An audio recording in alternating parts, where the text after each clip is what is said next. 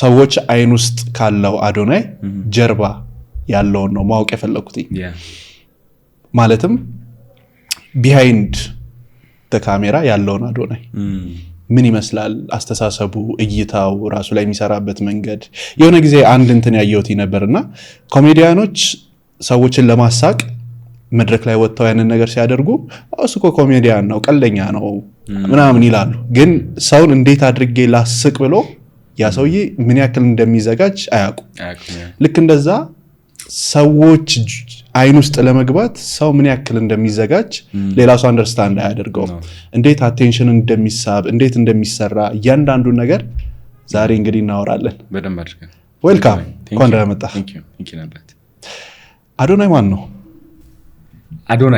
አዶናይ ማለት I think እያደግኩኝ በመጣው ቁጥር ወደ ህፃንነት እየተመለስኩኝ ነው የመጣሁት which is ልጅ እያለሁኝ ማለት ነው በጣም አቴንሽን ወድ ነበር ኪንደርጋርተን እየተማርኩኝ እያለ አስታውሳለሁ ተማሪዎች ከበሩ ፊት ማለት ነው ቁጭ ብሎ ተሰብስበው አዶናይ ካላሉልኝ አልገባም ነበር ኦኬ እግዚአብሔርን ነው ማለት ከዛ በኔ ምክንያት የጀመሩት ሁሉም ተማሪ ሲመጣ ስማቸው እየተጠራ ይጨበጨብላቸው ነበር እና ልጅ እያለሁ አቴንሽን ወድ ነበር ነፃነት ወድ ነበር ሁሌም ከቤት ተጠፋ ነበር ከቤት ጠፍቼ ወደ ሆቴል ሄጄ አይስክሪም ገዝቼ ማለት አስታውሳለሁ ትንሽ ብር ይዤ ነበር መንገድ ላይ ወክ ያረኩኝ ፋዘር በቃ ገርሞት ከኋላ የሆነ መኪና እየነዳ ያየኝ ነበር እኔ ደግሞ ሱፌን አድርጌ ምናምን ወካረጋለሁ ከዛና ቆይ ያለኝና ትንሽ ወክ ያረኩኝ ነው አልኩት ከልጅነት ጀምሮ ነፃነት ወዳለሁ አቴንሽን ወዳለሁ መቦረቅ መቀለድ በቀልድ እንደ እብድ መሆን ወዳለሁ በቃ መሮጥ ወዳለሁ and I think አዶናይ እሱ ነው የፈለክበት ምክንያቱን አሁን ካደግን በኋላ ወደ ኋላ ተመልሰን አይደለ ራሳችንን የምናየው እንደ አዲስ ቼክ የምናደርገው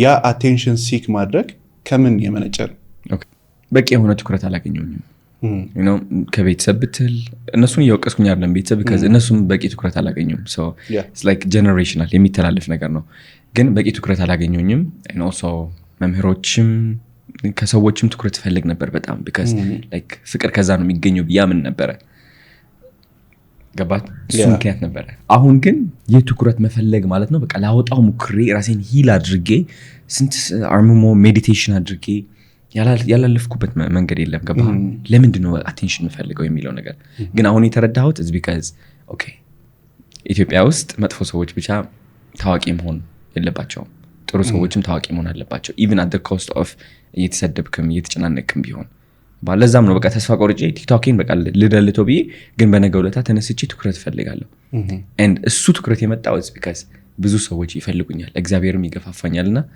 ለዚህ ነው ነው ማስበው ከዛ የተነሳ በእርግጠኝነት ሁሉም ነገር መነሻ ምክንያቶች አሉትና የመጀመሪያ ዩቲዩብ ላይ ለቀቃቸው ቪዲዮዎች የመጀመሪያዎቹን ያዩዋቸው ነበር እና እዛ ላይ ስላለህበት ሁኔታና ስለያንዳንዱ ነገር ያነሳ ምናምን ነበር አሁን ደግሞ ያለው ይሄኛው ነፃ የሆነው አዶናይ ያለ ነገሮችን አንደርስታንድ የሚያደርገው ከዛኛው ሙሉ ለሙሉ ተቃራኒ የሆንከው ማንነት ደግሞ አሁን መጥቷል ምን ስላስተካከልክ ነው so እኔ ማለት እድሜ ልኬ ለመቀየር የለፋሁኝ የጣርኩኝ ሰው ነበርኩኝ ግን አንድ ሐቅ አወቅኩኝ ከውስጥ የተማርኩት ማለት ነው ነገና ትናንትና የሚባል የለም ህይወት የሚቀየረው በምርጫ ነው በእንግሊሽ ምን ይሉታል መሰለክ ኳንተም ሊፒንግ ይሉታል you know አሁን ልብ ብላችሁ እንድትሰሙኝ ይፈልጋል ኳንተም ሊፒንግ ማለት ትናንትናና ነገ የሚባል ነገር የለም ሁሌም አሁን ነው የመረጥነው እንሆናለን አሁን right now አሁን ለምሳሌ ገንዘብ ከፈለክ ሰውነትክ እንዲያምርብህ ከፈለክ ስኬት ከፈለክ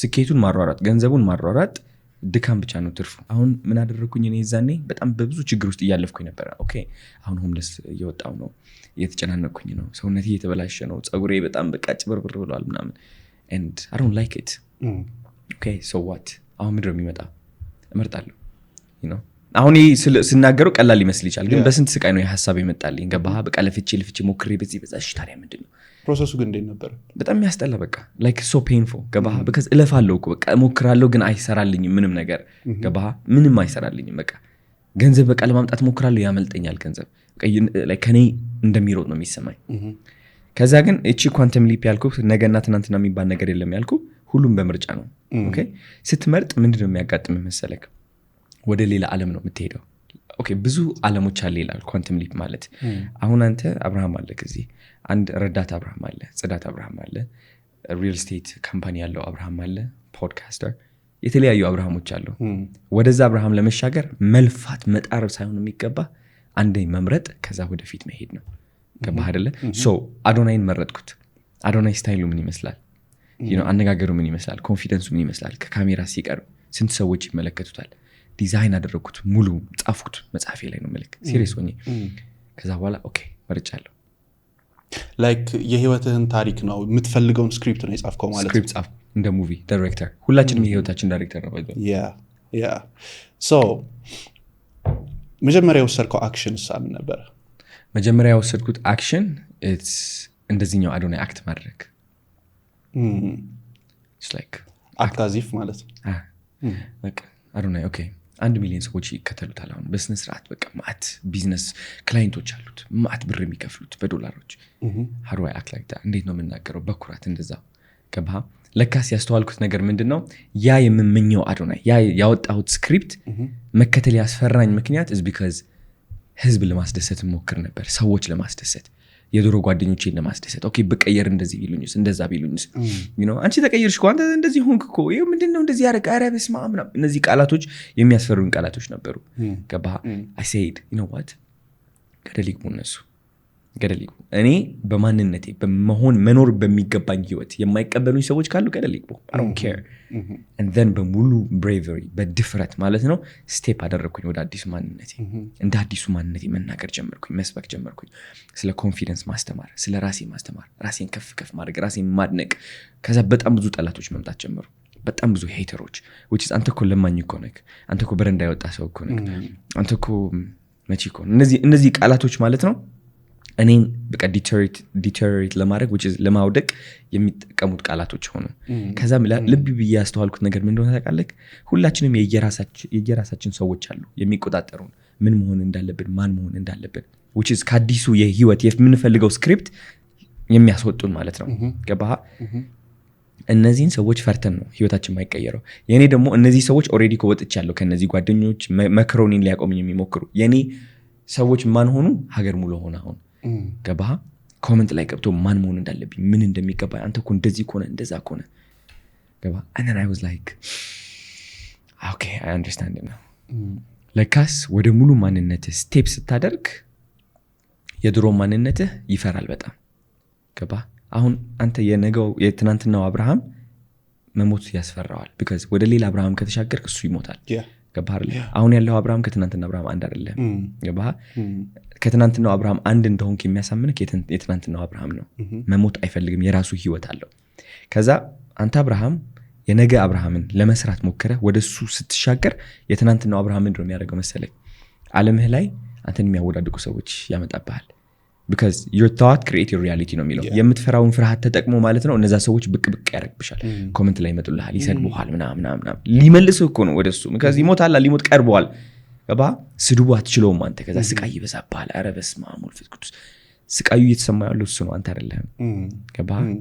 ከዛ ምንድን ትሆናለህ አንተ? ኧረ ይቅርብኝ ብለህ ትሻሻለህ ወደሱ። ኦኬ ና ወደ እኔ ይኸው አሁን ለምን በቃ ሙቪህን ቁጭ ብለህ በቃ ተደብቀህ ኑር ይላል። እኔ ግን ያደረግኩት ምንድን ነው? ተሻገርኩኝ።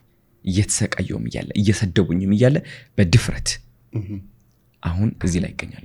የሆነ ጊዜ ላይ ትዝ ይለኛል ወደ ሶሻል ሚዲያ ስመጣ መጀመሪያ ላይ በጣም ይከብደኝ የነበረው የሰዎች አስተያየት ነበር እና መጀመሪያ አካባቢ እንዲሁም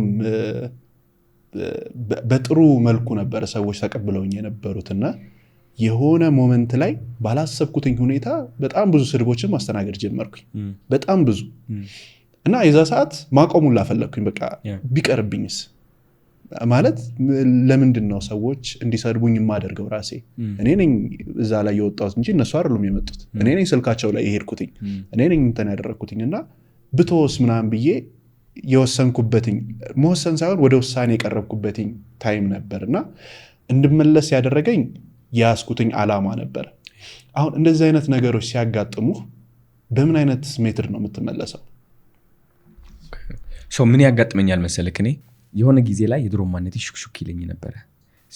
በቃ ለምን ቲክቶክን አትሸጠውም? እንደውም አንድ ቀን አስታውሳለሁ ቲክቶክ ለመሸጥ ቪዲዮ ፖስት ብዬ ነበር። ቲክቶክ የምትፈልጉ ከሆነ መግዛት የምትፈልጉ እግዚአብሔር ነው ምልክ መግዛት የምትፈልጉ ከሆነ ይኸው አናሊቲኩ ይመስላል በጣም የተሟሟቀ ነው ምናምን ዘርዝሬ ጽፌ ምናምን ፖስት አደረግኩት ልሸጠው ማለት ነው። ከዛ ግን ከ30 ደቂቃ ላይክ ሰዎች መጻፍ ጀመሩ። በቃ ሪል ስቴት እንትኖች ካምፓኒዎች ምናምን ሊገዙት ማለት ነው በሚሊዮኖች። እውነቴን ነው የምልህ። ከዛ I was like yeah I'm gonna fucking sell it and ወደ ካናዳ መለሳለሁ። በቃ ሌላ ህይወት ነው የምጀምረው። ከ40 ደቂቃ በኋላ ዲሊት አደረኳት ያቺ ቪዲዮ። ግን I was still going through በቃ በጣም በቃ ጭንቀት ከባህር ላይ እንደዛ ቀኖች ሲያጋጥሙኝ I think ራሴን እፈቅድለታለሁ ላይክ ያ ሁሉ ስቃይ እንዲሰማኝ because ነገ ተነስቼ አውቀዋለሁ እንደምነሳ። አላማዬ አይተወኝም። ተስፋ ቆርጫለሁ በተስፋ መቁረጥ እውነት ለመናገር እንደዛ እያልኩኝ እወድቃለሁ። ከዛ ደግሞ አንድ ቀን ሰጠዋለሁ። ነገ ጠዋት ስነሳ ደህና ሆናለሁ። እንደገና ተመልሼ ወደ ነበርኩበት ስራ እንደገና ከ3 ቀን በኋላ እወድቃለሁ። ግን ቀኖች እያጠሩ ይመጣሉ which is አዲሱ ማንነት እየተላበስክ ትመጫለሽ። ማንም ሰው አትሰማም ከዛ በኋላ። የዛኔ ደግሞ በረከት ሰዎች ኢነርጂን ፊል ያደርጉታል። አሁን ኮሜንቴ ላይ ገብተህ ብታይ ስለ ኮንፊደንስ አንተ ግን በቃ ሰው አትፈራማ እንደዚህ ነው። አሁን መጡ ከባህር ለትክክለኛው ማንነት የሚታያቸው እነሱን ደረስኩባቸው። ወደ እነሱ ለመድረስ ግን ማን ማሸነፍ ነበረብኝ? ያ ተስፋ ላይ ያስቆርጠኝ እየሞከረ የነበረው የድሮ ማንነቴ። ጠላታችን ማንም ሰው ሳይሆን የድሮ ማንነታችን ነው። አሁን ተቀይሯል እውነት ለመናገር ወደ አዲሱ ማንነቴ ተሻገር ያለው ያ የጻፍኩት ስክሪፕት ፕሌይ ያደረገ ነው completely so I won። የድሮ ማንነቴ ሞቷል already።